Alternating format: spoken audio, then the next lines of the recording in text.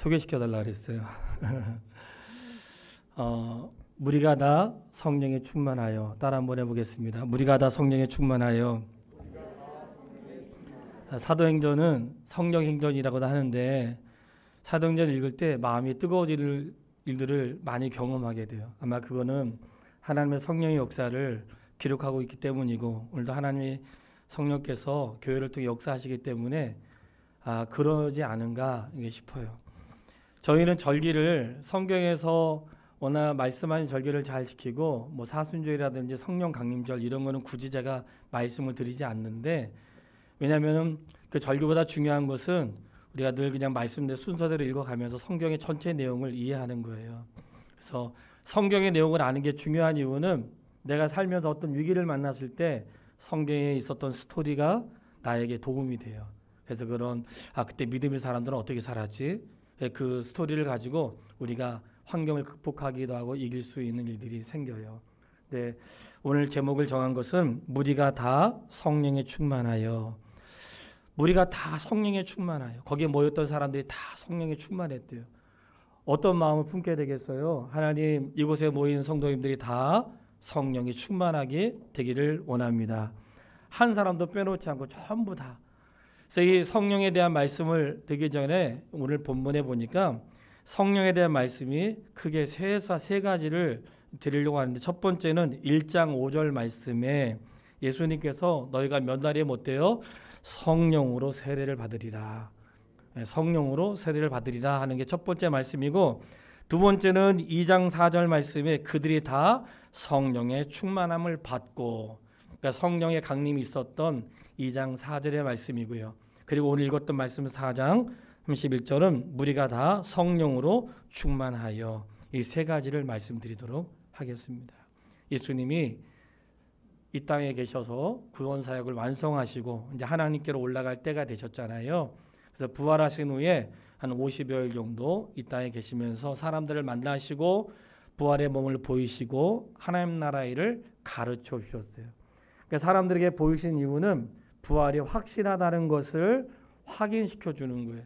그러니까 기독교의 상징은 십자가만이 아니고 십자가와 부활이라는 것을 꼭 기억할 수 있게 되길 바랍니다. 왜냐하면 사도행전 이후에 모든 시간들은 부활을 많이 말하고 있기 때문에 그래요. 그러니까 우리는 십자가의 죽으심과 고난만 말하면 안 되고 그 십자가의 고난을 이기시고 부활하신 부활의 증인으로 우리를 삼으셨다는 것도 기억해야 되는 거예요. 바로 이렇게 예수님이 이런 그 앞으로의 삶을 말씀하시면서 제자들을 불러다 놓고 한 가지 약속을 하셨어요. 그 약속이 뭐냐면 지금 말씀드렸던 1장 4절로 5절에 있는 말씀인데, 사도들을 모이사 그들에게 분부하여 이르시되 예루살렘을 떠나지 말고 내게서 들은 바 아버지께서 약속하신 것을 기다리라. 요한은 물로 세례를 베풀었으나 너희는 몇 날이 못되어 성령으로 세례를 받으리라. 예루살렘을 떠나지 말고 기다리면 요한의 물의 세례가 아니라 성령으로 세례를 받을 것이다. 그래서 이 두 가지가 중요하기 때문에 먼저 말씀을 드리려고 해요. 예루살렘을 떠나지 말고. 이 예루살렘 어떤 곳이에요? 예수님 죽였던 곳이잖아요. 그리고 제자들은 두려워서 문 닫고 숨어 있던 곳이고, 근데 그곳을 떠나지 말고 기다리래요. 몇 날이 못 돼요? 성령으로 세례를 받을 테니까 기다리라고 하는 거예요. 신앙생활은 그분의 말씀을 믿고 기다리는 생활이에요.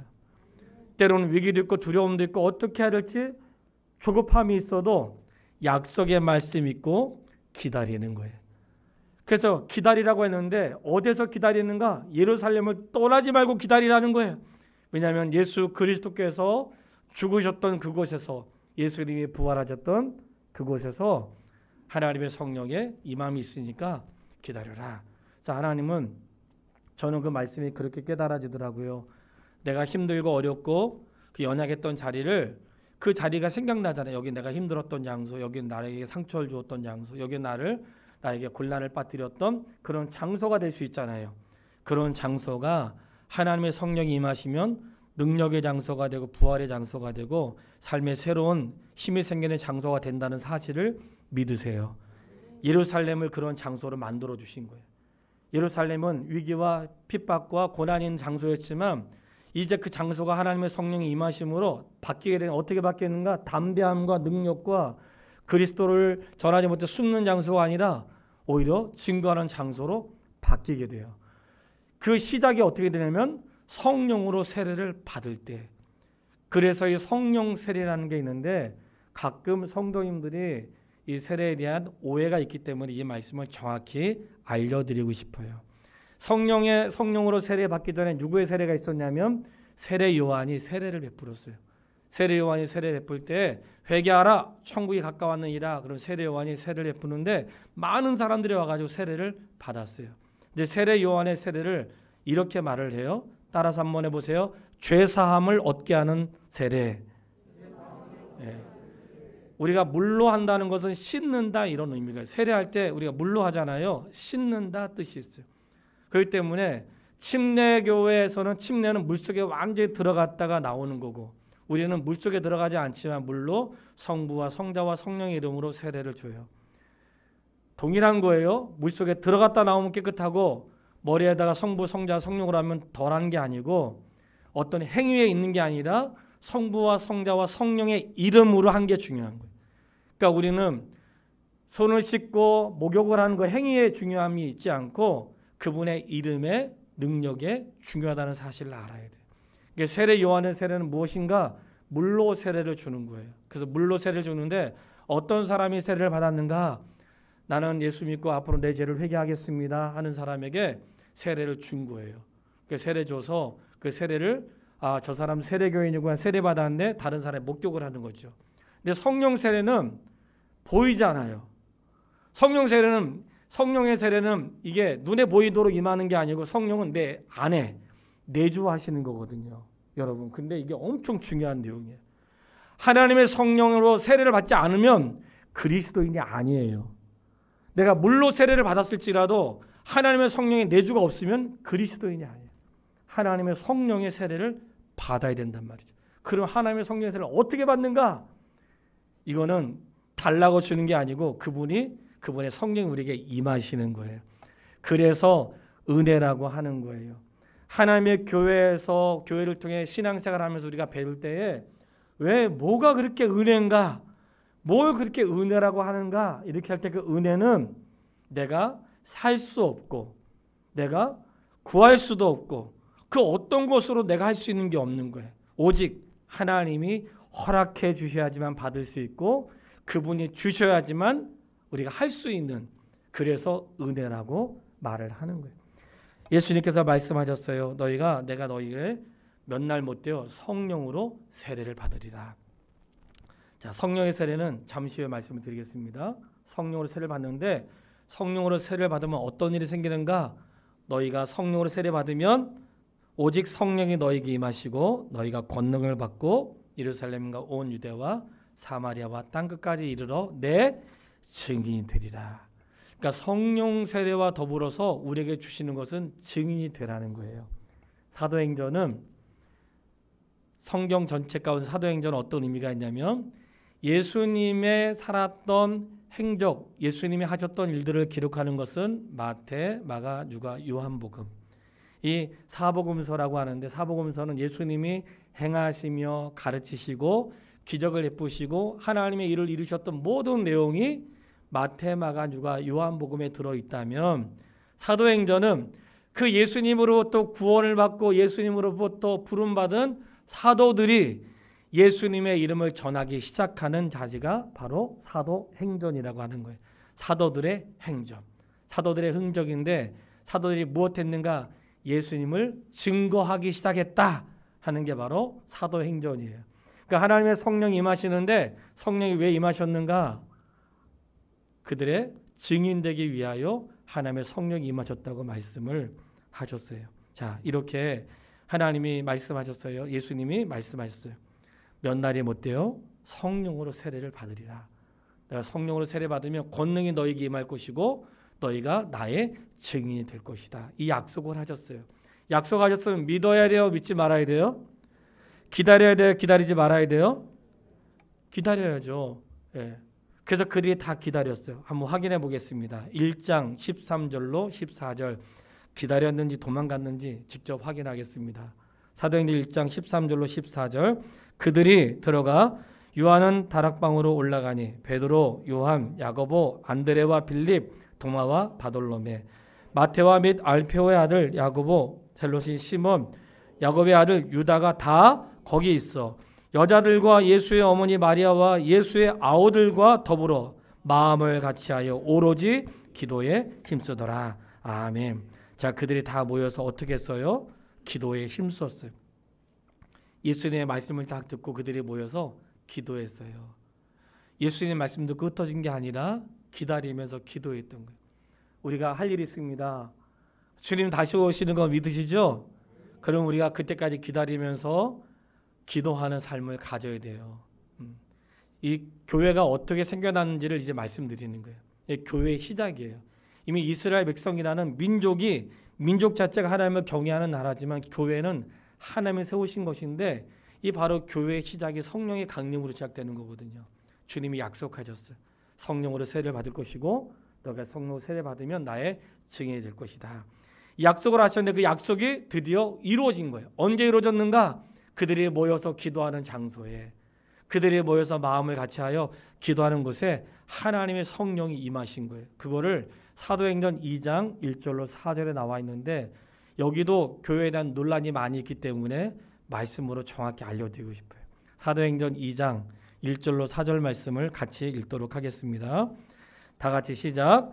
오순절 날이 이미 이름에 그들이 다 같이 한 곳에 모였더니 호련히 하늘로부터 급하고 강한 바람 같은 소리가 있어 그들이 앉은 온 집에 가득하며 마치 불의 혀처럼 갈라지는 것들이 그들에게 모여 각 사람 위에 하나씩 임하여 있더니 그들이 다 성령의 충만함을 받고 성령의 말하게 하심을 따라 다른 언어들로 말하기를 시작하니라. 아멘. 그들이 다 어디에 있었어요? 한 곳에 모여 있었어요. 근데 하나님에서 급하고 강한 소리 같은 것이 있었고 가득했고 불의 혀같이 갈라지는 것들이 각 사람 위에 하나씩 임하였다는 거예요. 성령이 어떻게 임하세요? 각 사람에게 임하는 거예요. 하나님의 성령이 각 사람에게 임하는데 우리가 보통 나 오늘 마음이 뜨거워졌어, 느꼈어, 느낌이 이런 얘기를 할 수 있어요. 성령의 임하심은 느낌이 아니라 사실입니다. 우리가 종종 성령을 오해한다. 오늘 느껴지네. 오늘은 뭔가 성령은 느낌이 아니에요. 성령은 사실로 오신 거예요. 불 같은 성령이 아니고 불이세요. 우리 하나님의 성령을 뭔가 느끼고 뭔가 마음이 뜨거워지고 여기에 마음을 쏟기 때문에 뭔가 성령의 은사와 체험에 대해서 오해를 하는 거예요. 성령의 임하심은 느낌이 아니라 실제적인 사건이라는 거예요. 그래서 보여지는 사건인데 그들에게 어떻게 보여졌는가? 불의 혀처럼 갈라지는 것들이 보였는데 그들이 방언을 냈는데 이 방언은 외국어였고 그 당시의 방언은 외국어였고 이 외국어는 당시에 오순절을 지키기 위해서 사방에서 온 사람들이 각자 자기들의 언어로 하나님께서 큰일 하신 것을 들었다고 바로 이어서 8절로 11절에 말씀하는 거예요.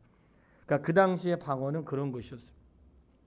그래서 성령의 강림이 있었는데 강림은 느낌이 아니라 뭐라고요? 실제 사건이다.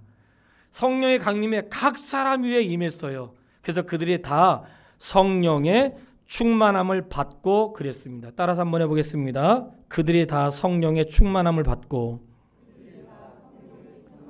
어디에 있던 사람들이요? 거기에 기도하러 모인 모든 사람들에게 다 성령의 충만함을 그들이 받았어요.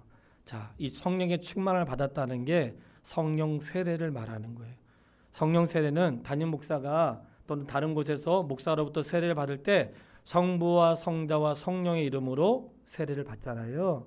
그러니까 성부, 성자, 성령의 이름으로 세례를 받을 때 담임 목사가 주는 것은 성령 세례가 아닙니다. 성령 세례는 사람이 주는 게 아니에요. 담임 목사가 성부와 성자와 성령의 이름으로 세례를 주는 것은 세례의 외적인 증거. 이제부터 이 사람은 그리스도인이에요. 이 사람은 죄를 고백하고 하나님 믿기로 작정하고 구원받은 사람입니다. 하고 사람들의 눈에 볼 수 있도록 하는 외적인 증거고 사람들이 볼 수는 없는데 그 내적인 증거는 뭔가 내가 회개하고 예수 그리스도를 주와 구주로 고백할 때 그때 하나님의 성령이 나에게 임하시는데 그거를 성령 세례라고 말하는 거예요. 근데 언제 임하는지 우리 알 수 없어. 그러나 분명한 것은 성령의 강림이 있는 사람에게 나타나는 현상이 있어요. 이 성령 임하시는 말씀은 느낌이 아니고 실제적인 사건이라 그랬어요. 느낌이 아니에요. 그렇기 때문에 자꾸만 뭘 느끼려고 하고 보려고 하는 그런 것에 벗어나서 신앙생활은 실제적인 일이지 느낌을 경험하거나 하는 게 아니라는 거예요. 거기에 모인 사람들이 전부 다 성령의 충만함을 받았대요. 성령의 충만함을 받았는데 충만함을 받았던 모습을 가지고 조롱하는 사람들도 그중에는 있었어요. 우리가 예수 믿으면 거듭나야 돼 그렇게 얘기하잖아요. 거듭난다는 게 바로 성령으로 세례를 받는다는 뜻이에요. 내가 예수 믿고 거듭남과 동시에 성령으로 세례를 받는 것이고 별개 사건이 아닌 거예요. 그러니까 성령 세례는 성령이 내 안에 내주하신다. 내 안에 영으로 계시는 거예요. 영으로 내 안에 계시는 것을 성령 세례다 이렇게 하는 것이고요. 성령 세례는 몇 번 받는 게 아니라 일생에 딱 한 번. 몇 번이요? 몇 번? 한 번. 세례 막 몇 번 받으면 안 돼요. 예. 지난번에 효과 없는 것 같아가지고 또 받고 그러면 안 돼. 예. 군대에서 받았는데 군대에서 내가 얼떨결에 받았어도 또 받으면 안 돼요. 왜 그런지 아세요? 성부와 성자와 성령으로 받은 세례는 다 세례로 인정을 하는 거예요. 그래서 성부와 성자와 성령으로 받은 세례는 그때 믿음이 없었든지 충만했든지 상관없이 육신에 들어가는 한 번으로 족한 거예요. 그러나 물 세례가 중요한 게 아니라 뭐가 중요하다고요? 성령의 내주하심. 이 성령의 내주하심은 우리가 볼 때 이 사람이 진짜 신앙생활 하는지 안 하는지 알 수가 없잖아요. 성령의 내주하심은 그가 진짜로 주를 주와 구주로 고백할 때 하나님의 성령이 내주하시는 거예요. 제가 이 앞에 있는 글을 좋아하는 것은 지난번 말씀을 강의하다가 이 말씀이 너무 좋았던 거예요. 내 삶의 주인 되신 그리스도. 내 삶의 주인 되신 그리스도가 너무 좋아가지고 이걸 앞에다 새기자고 했던 거예요. 내 삶의 주인이 바뀌는 순간이 바로 성령 세례의 순간인 거예요. 그전에는 내 삶의 주인이 나였고 내가 어떤 내 삶의 결정이 나였는데 하나님의 성령이 임하시면서 삶의 주인이 바뀐 거예요. 근데 그분이 혼자 오신 게 아니라 능력으로 오셔가지고 능력으로 오신 분의 삶의 태도가 그 받은 사람들의 삶의 태도가 달라지기 시작해. 그래서 성령으로 충만함을 받은 사람들의 모습을 이제 말씀드리려고 해요. 성령 충만은 일생에 한 번 있는 것입니다. 그러니까 성령의 세례는 일생에 한 번 있는 거예요. 그러니까 여러분 혹시라도 세례에 대해서 의심하고 염려하지 말고 내가 물로 세례를 받았어도 그때 내가 믿음이 없었는데 전혀 의심하거나 개의치 마세요. 진짜 중요한 거는 하나님의 성령으로 세례 받는 것인데 그 세례는 내가 정말로 예수 그리스도를 내 인생의 주로 믿을 때 그때 임하는 거예요. 한 번 임하는 거예요. 제가 왜 이걸 자꾸 강조하냐면 교사들을 가르치거나 어디 가서 여러분 세례 받은 사람 손 들어보세요. 손 들잖아요. 2번 받은 사람 손 들어보세요. 손 든 사람이 있어서 그래요. 다른 데서 받는 사람도 있단 말이죠. 그래서 그런 세례는 한 번만 받는 것이고 그 한 번의 효과는 목사가 물로 준 세례는 외적인 증거로 받는 것이고 더 중요한 것은 우리의 속사람 하나님의 성령이 내 안에 들어오셔서 나의 주인 되시는 그게 일생에 한 번 있는 거예요. 몇 번이요? 한 번. 왜 한 번일까요? 한 번으로 충분하기 때문에 그래요. 한 번 있는 거예요. 그러니까 그리스도 예수님을 영접하면 한 번 성령의 세례가 임하면서 성령이 내 안에 내주하시는 그래서 한 번 일생에 한 번 일어나는 이렇게 한 번이 일어나는데 예수님께서 왜 세례 요한의 세례도 있는데 왜 굳이 성령으로 세례를 받으라 이렇게 하셨을까? 이유가 있습니다. 앞으로 너희들의 삶이 나의 의지로 사는 게 아니라 하나님의 성령을 의지하는 삶을 살아내라고. 앞으로의 삶은 예수 믿고 구원받은 자의 삶은 혼자 사는 게 아니고 주님과 함께하는 삶이라는 것을 말해주는 거예요. 그때 성령 세례가 한 번 그 우리가 얘기하는 마가의 다락방에 임하신 거예요. 성령의 임하심은 한 번 있는 거예요. 그러니까 사역자들이나 찬양 인도자들이 주의할 것은 성령이 이 자리에 임하셔서 굉장히 조심스러운 표현이에요. 성령은 항상 계세요. 임하시는 게 아니에요. 성령은 이미 임하신 거예요. 성령은 우리가 불러 모을 수 없어요. 성령이여 이곳을 주목하시고 그럴 수 있죠. 성령은 우리가 불러오실 수 있는 게 아니에요. 그분은 이미 임하셨고 각 사람 안에 성령으로 계시는 거예요. 그렇기 때문에 주님이 내 안에 계신단 말이죠. 우리가 그분을 불러올 수 없고 할 수 없는 거예요. 자, 이렇게 성령이 임하시자 아주 놀라운 일들이 벌어졌어요. 먼저는 하나님의 성령이 임하시면서 그들이 방언했다고 했잖아요. 이 방언은 외국어라고 했어요. 그들이 각자 다른 말로 막 말을 시작했는데 그게 거기에 온 사람들이 그 자기 나라 말로 이 말을 들었다는 거예요. 그게 하나님께서 하셨던 일들을 들었어요. 이 일이 있자 어떤 일이 있었냐면 베드로와 요한이 아주 담대하게 설교를 시작한 거예요. 베드로와 요한 누구였어요? 얼마 전까지만 해도 문 걸어 잠그고 무서워가지고 예수님 부활하셨지만 문 걸어 잠그고 자기들끼리 모여있는 일들이 있었는데 성령의 임하심 그 이후에 이 베드로와 요한이 담대하게 그 예루살렘에서 설교를 하기 시작한 거예요. 설교하면서 너희가 죽인 예수 그리스도께서 부활하셨다. 너희가 죽인 예수 그리스도가 바로 우리의 주와 구주가 되신다. 그러면서 설교를 한 거예요. 설교하니까 그 말씀을 들었던 사람들이 말씀을 듣고 마음에 찔림을 받아가지고 그럼 우리가 어떻게 해야 되겠습니까? 이렇게 질문을 했어요. 그때 대답을 했거든요. 2장 38절 말씀. 2장 38절 읽겠습니다. 베드로가 이르되 너희가 회개하여 각각 예수 그리스도의 이름으로 세례를 받고 제사함을 받으라. 그리하면 아멘. 여기서 성령의 선물로 받는다는 것은 성령의 세례를 받는다는 뜻이에요. 그러니까 언제 받아요? 회개해서 예수님의 이름으로 세례를 받으면 그때 하나님의 성령의 선물을 받는데 그 성령의 선물이 바로 세례다 하는 거예요. 또 다른 분이 아니고. 그러니까 우리가 언제 하나님의 성령의 세례를 받는가? 내가 예수 그리스도를 믿어 죄를 고백하고 그분을 나의 구주로 삼을 때 그때 하나님의 성령을 선물로 받는다는 거예요. 그러니까 이미 성도들은 예수 그리스도를 주와 구주로 고백하고 회개한 자들은 이미 성령의 세례를 받았어요? 안 받았어요? 왜 자신이 없으세요? 받았어요? 안 받았어요? 받았다고 얘기해 주세요. 예, 받은 거예요. 예. 하나님의 성령의 세례는 주와 구주로 고백하는 자에게 임하시는 거예요. 그렇기 때문에 하나님의 성령에 임하셨어요. 임하시니까 어떤 일들이 있었을까요? 41절은 다 같이 읽고 싶어요. 중요한 말씀이에요. 41절, 2장 41절. 그 말을 받은 사람들은 세례를 받으며 그날의 신도의 수가 3천이나 더하더라. 아멘. 몇 명이요? 신도의 수가 3천이나 더했어요. 그런 일이 있으면 좋겠죠. 자, 신도의 수가 3천이나 더했는데 신도의 수는 누굴까요? 성령으로 선물 받은 사람들. 제가 그 말씀을 드리고 싶은 거예요. 예배당에 나온 사람이 신도가 아니고 하나님의 성령의 세례 받은 자가 신도라는 거예요. 이 신도라고 하는 것은 나 교회 다녀하고 다른 거예요. 나 교회 다녀. 여러분 교회 다니면 교회를 다니면 안 되고 교회 다녀서 예수님을 믿어야 돼요. 그러니까 신도라고 하는 것은 누군가 하나님의 성령의 세례를 받은 사람, 그 사람이 신도야. 우리 신도가 100명이야 할 때 100명이 어떤 사람이어야 돼요? 하나님의 성령의 세례 받은 사람. 그 사람이 신도라고. 교회 나오는 사람이 신도가 아니고. 그러니까 당시에 3,000명의 신도가 있었는데 그 3,000명은 뭐예요? 회개하고 예수 그리스도의 이름으로 세례를 주고 죄사함 받았을 때 성령을 선물로 받은 사람. 그러니까 이 베드로가 그렇게 했잖아요. 회개하고 죄사함을 받으라 할 때에 그러면 성령을 선물로 받으리니. 그러니까 성령은 누구에게 임하는가?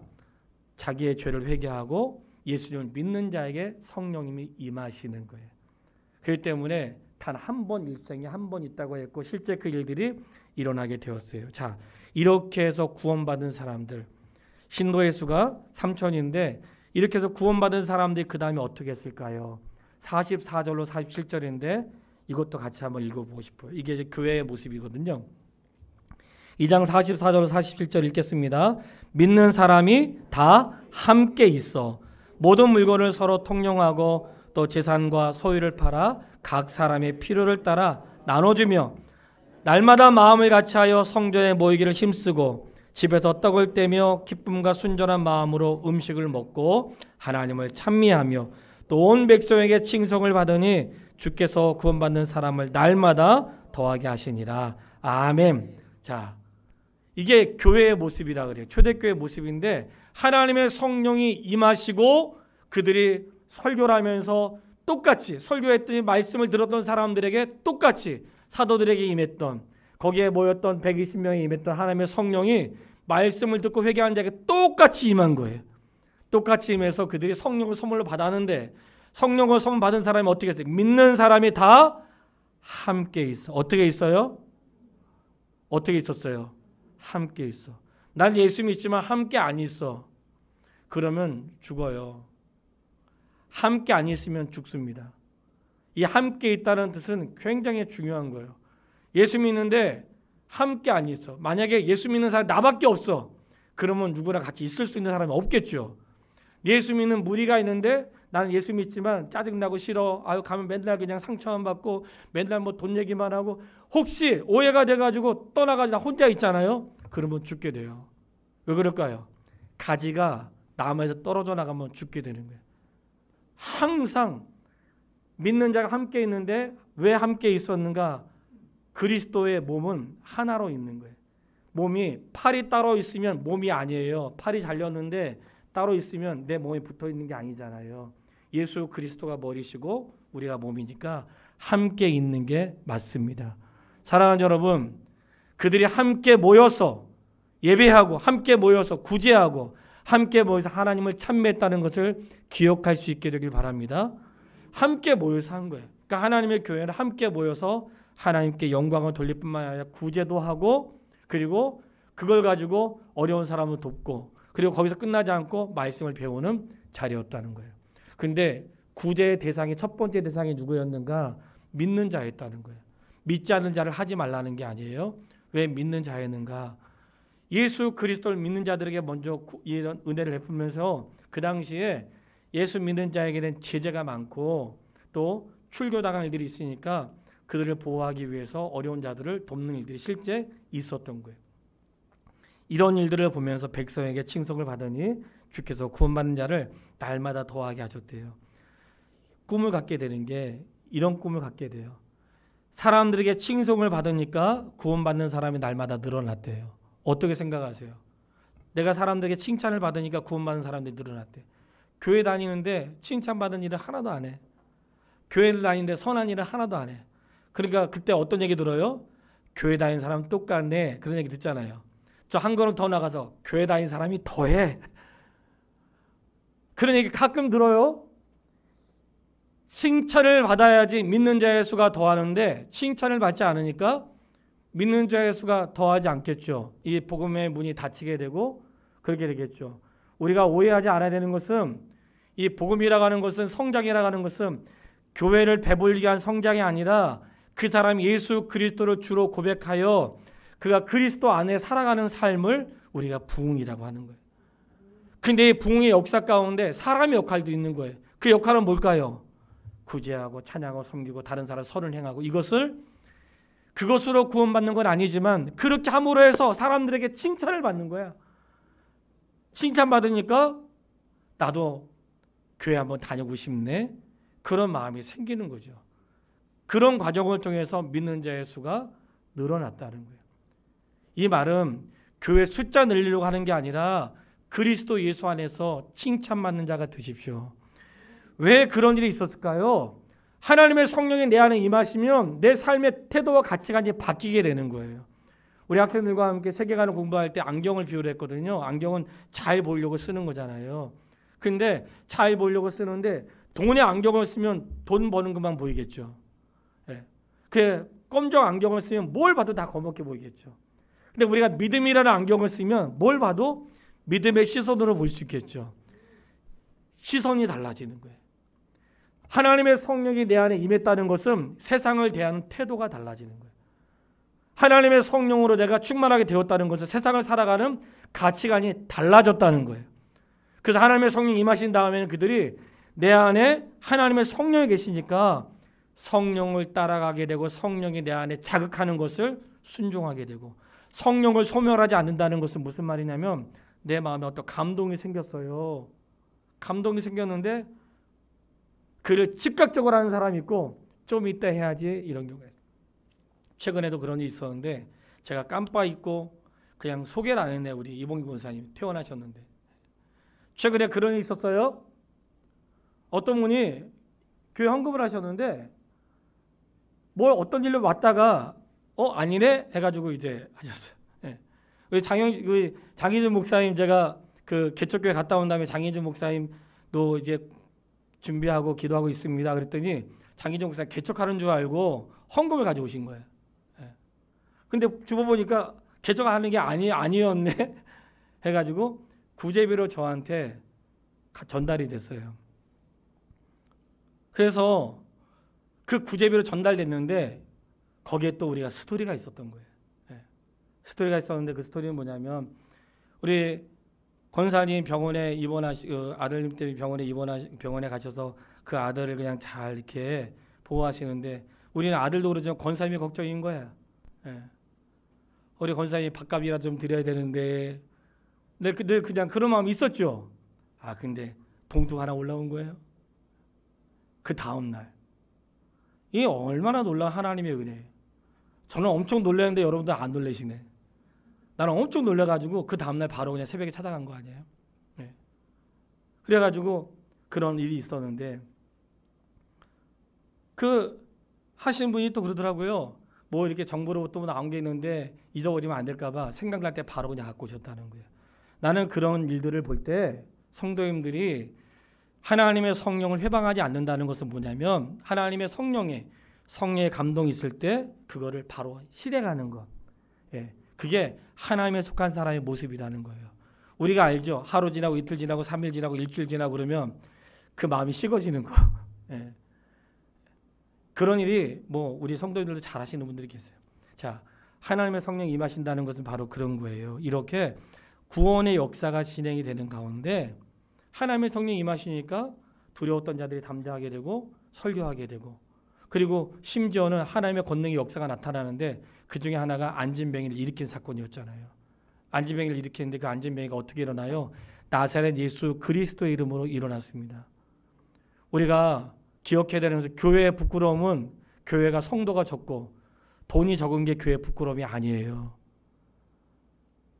오늘 은과 금을 찾으려고 성전 미문에 앉아가지고 안진뱅이가 있었습니다. 저는 그 말씀을 지나갈 때마다 항상 기도하게 되고 또다시 기도하게 되고 또다시 붙들게 돼. 그 돈을 구하는 자에게 베드로가 돈이 어디 있어요? 그들은 말씀을 전한 자들인데 은과 금은 내게 없거니와 내게 있는 것으로 내게 주노니 나사렛 예수 그리스도의 이름으로 일어나 걸어라. 그에게는 돈을 주지 않았지만 그리스도 예수의 이름으로 그가 일어나 걸으면서 그의 인생이 달라졌어요.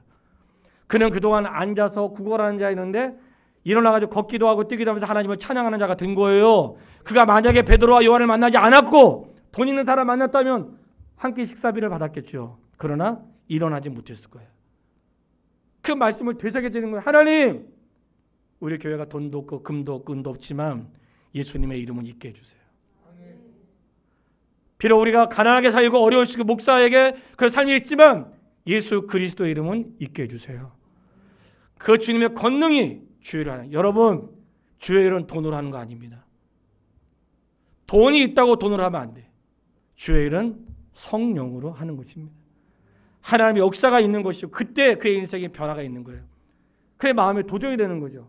누군가 나를 만나는 사람들에게 우리가 목회자가 아니어도 날 만나는 사람에게 한 끼 식사 줄 수 있죠. 그러나 그 영혼을 살 수 없단 말이에요. 누가 나를 만났을 때 하나님 그에게도 하나님의 성령을 선물로 받을 수 있는 기회가 있게 도와주십시오.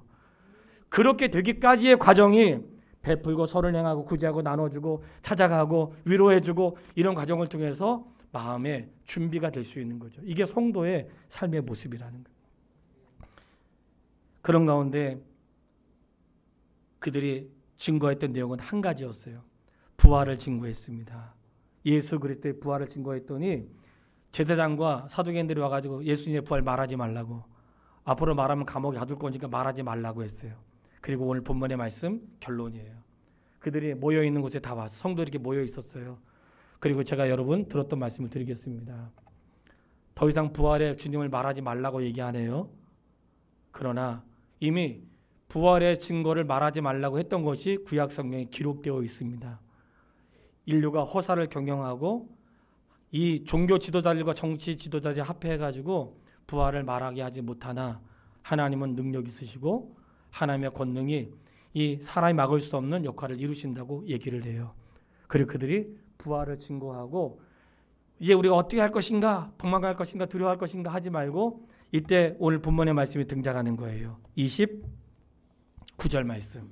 자, 29절 30절 말씀입니다. 같이 읽습니다. 29절 30절 본문 4장. 주여 이제도 그들의 위협함을 굽어 보시옵고 또 종들로 하여금 담대히 하나님의 말씀을 전하게 하여 주시옵고 손을 내밀어 병을 낫게 하시옵고 표적과 기사와 거룩한 종 예수의 이름으로 이루어지게 하옵소서 하더라. 아멘. 그랬더니 빌기를 다음에 모인 곳이 진동하더니 무리가 다 성령이 충만하여 담대히 하나님 말씀을 전하니라. 아멘. 거기 모인 사람이 다 성령이 충만하여. 성령 충만은 한 번이라고 했는데 성령이 충만하여 그랬어요. 성령이 충만하여. 그러니까 이스라엘 백성 거기에 모인 사람들이 처음에 성령의 충만함을 받고 2장 4절 성령의 충만함을 받고 성령님을 받으신 거예요. 그 다음 이후에는 다 성령으로 충만하여 이렇게 기록되어 있잖아요. 충만하였다는 것은 성령이 또 오셨다는 게 아니라 내 안에 하나님의 성령이 충만해졌다 이런 뜻이에요. 그러니까 하나님의 성령은 한 번 임하시고 임한 다음에 계속해서 충만해지는데 그 충만함이 점점 강해지게 돼요. 그들이 모여서 하나님의 성령의 충만함을 다 입었어요. 그러니까 성령으로 충만해지고 그 다음에 충만함을 계속해서 충만함을 받는데 어떤 충만함이었을까요? 그들이 그 충만한 이후에 교회의 모습이 바로 이어서 이제 32절부터 나오는데 무리가 한 마음으로 모여서 아까하고 똑같이 구제도 하고 하나님을 찬양하는 일이 있는데 그 중에 가난한 사람이 한 명도 없었대요. 왜냐하면 서로 도왔기 때문이라는 거예요. 결론. 어떻게 그들은 구제도 하고 어떻게 그들은 서로 도울 수 있었을까? 사도들로부터 복음을 들었는데 어떤 복음을 들었을까요? 부활의 복음을 들은 거예요. 부활. 사도들이 사도행전 이후에 부활을 전했습니다. 부활을 전하니까 부활은 뭐예요? 죽어도 산다. 나는 죽어도 산다. 나는 썩은 육체로 있지 않고 나를 살려주신다. 이 부활의 복음을 믿은 거예요. 그러니까 이 사람들이 부활을 믿으니까 어떤 마음이 생겨? 내 인생은 여기가 끝이 아니구나. 우리는 죽으면 반드시 부활하는구나. 거기 하나님 나라가 있구나. 그런 생각을 갖고 있으니까 삶을 이렇게 살면 안 되겠네. 우리는 다시 부활할 것이기 때문에 부활의 삶을 살아야 되는구나 하는 것들을 믿고 그들이 모여서 구제와 선교와 섬김과 그리고 하나님을 찬미할 일들이 이루어지게 된 거예요. 왜 구제하겠어요? 우리에게 부활이 있기 때문에. 왜 가난한 자들에게 음식을 나누었는가? 부활이 있기 때문에. 왜 그들에게 우리가 선교하고 헌신하는가? 부활이 있기 때문에. 왜 우리의 마음에 하나님의 성령 충만한가? 부활이 있기 때문에 그런 거예요. 그러니까 그들이 복음은 십자가로 끝나지 않고 십자가와 더불어서 부활을 증거했다는 거예요. 항상 복음은 그런 거예요. 사랑하는 여러분, 하나님의 교회가 성령으로 충만해야 될 줄 믿습니다.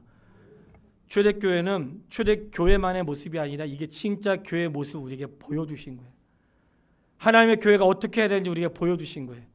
그들이 모여서 그분의 말씀을 듣고 모여서 기도하고 그 하나님의 성령으로 충만함을 이미 충만해진 우리 인생에 계속해서 충만할 수 있도록 어떻게 충만해져요? 말씀을 들어야 충만해지고 기도해야 내 마음이 충만해지고 선한 일을 해야 충만해지는 거예요. 계속해서 지속적으로 충만함을 유지하는 것이 하나님의 교회의 모습인 거예요. 교회는 성령이 주관하시는 것이고 성령의 충만함이 있는 곳이 맞습니다. 거기에 모인 성도의 숫자는 앉아있는 사람의 수가 아니고 성령의 세례받은 자들이 신도의 숫자고 그 사람은 다 성령에 충만하여 그 일을 이루어 갔다는 거예요. 우리가 그런 모습을 회복할 수 있게 되길 바라고 그런 모습을 꿈꿀 수 있게 되길 바라고 우리 교회뿐만 아니라 이 땅에 세워진 모든 교회들이 바로 그렇게 성령의 충만함을 입었던 것처럼 하나님 우리 교회는 모든 성도 한 사람 한 사람이 다 성령의 충만함을 입을 수 있도록 해주십시오. 그들이 다 성령의 충만을 받아 그러니까 충만함 받은 사람은 이제 내 안에 하나님의 성령이 내 안에 들어와 계시고 나의 주인 되셔서 나의 생각과 사고와 발걸음을 다스려 주시고 그분의 감동하시고 말하시는 걸 쫓아 우리가 살아가면서 충만함을 입는 것이 성도의 삶이라는 거예요. 이게 교회의 모습입니다. 우리가 그렇게 그런 모습에 가지고 살아갈 수 있도록 하나님의 성령으로 충만하게 되길 바라고요. 항상 우리 삶에는 위기는 항상 있는 거예요. 그러나 성령의 충만함은 위기를 담대함으로, 그리고 위기를 믿음으로, 위기를 기도로 살아갈 수 있는 힘을 우리에게 공급해 주시기 때문에 우리가 그 은혜로 승리할 수 있게 되기를 주님의 이름으로 축복합니다. 우리 이 시간 같이 한번 기도하겠습니다. 기도할 때 성령 세례를 받은 사람, 그 사람만 성도라고 했어요. 근데 걱정하지 마세요. 나 받았을까 안 받았을까 염려하지 마세요. 하나님을 아버지라고 부르는 자는 하나님의 성령이 아니면 부를 수 없다고 그랬어요. 그러니까 내가 하나님 아버지 이렇게 부르는 자는 전부 다 성령 세례를 받은 사람들이에요. 자, 이게 성령 세례 받은 사람들 하나님의 성령으로 충만해져야 돼요. 우리 기도할 때 하나님, 하나님의 성령으로 충만해지게 도와주세요. 하나님의 성령으로 충만해져서 우리가 교회의 모습을 잘 이루어가고 주님 오실 때까지 날마다 충만해서 그런 능력 있는 삶을 살아내고 그리고 담대하게 내 삶을 잘 자리를 지켜나갈 수 있도록 도와달라고 우리 같이 우리 모든 하나님의 사랑 성령의 충만함을 입을 수 있도록 기도하겠습니다.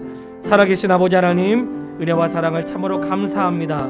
바라고 소원하는 것은 우리를 성령으로 세례를 주셨고 이제 성령을 힘입어 충만하게 살아갈 수 있도록 허락하여 주신 은혜를 감사합니다. 이제는 두려워하고 염려하는 자가 아니라 충만한 가운데 담대하게 하시고 우리를 증인으로 삼아주시니 참으로 감사합니다. 아버지, 우리 증인 삼아주셨는데 나의 태도와 선한 모습이 다른 사람들에게 증거되어야 하는데 우리가 온전하지 못할 때 복음의 문을 닫기도 합니다.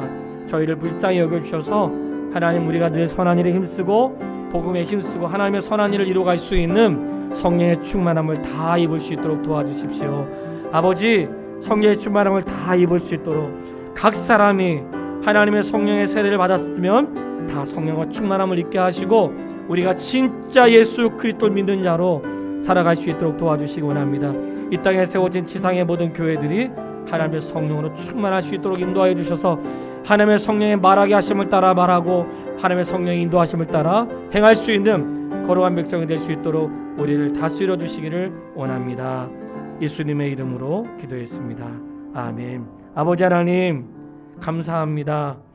우리 믿음의 가족들이 다 성령으로 충만하게 되기를 소원합니다. 한 명도 빼놓지 않고 다 하나님의 성령으로 충만하여 내가 매일 기쁘게 주의 길을 걸어가고 다 성령으로 충만하여 어렵고 힘든 일을 만나도 믿음으로 극복하고 다 성령에 충만하여 예수 그리스도의 증인으로 살아갈 수 있도록 인도해 주시기를 간절히 소원합니다. 예수님의 이름으로 기도했습니다. 아멘. 620장